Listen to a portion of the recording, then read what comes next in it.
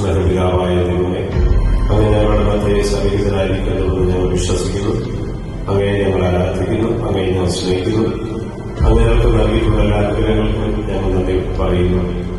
അങ്ങയുടെ നാമത്തിൽ ഞങ്ങൾ ഉറപ്പിക്കാൻ പോകുന്ന വിവാഹ ഉടമ്പടി പ്രിയപ്പെട്ട തോമസും ദിവ്യയും ഒരുമിച്ച് ചേർന്ന് രണ്ട് കുടുംബങ്ങൾ ചേർന്ന് പ്രത്യേകിച്ച് ഈ നല്ല ദിവസത്തിൽ വിശുദ്ധമായ ജീവിതത്തിലേക്ക് ഈ മക്കൾ പ്രവേശിക്കുന്നതിന് വേണ്ടി ഞങ്ങളെല്ലാവരും പ്രാർത്ഥിച്ചു വരുകയാണ്.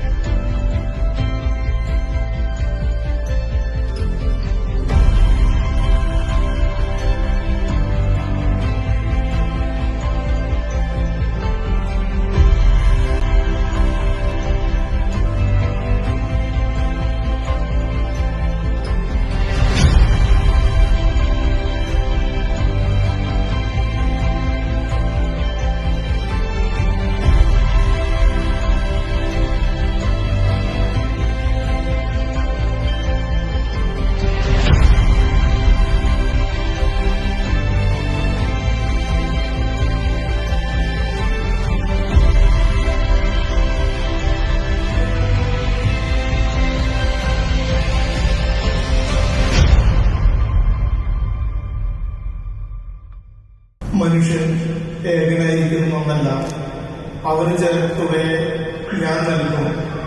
ഉൽപ്പത്തി എന്നുള്ള ഭാഗമായിരുന്നു.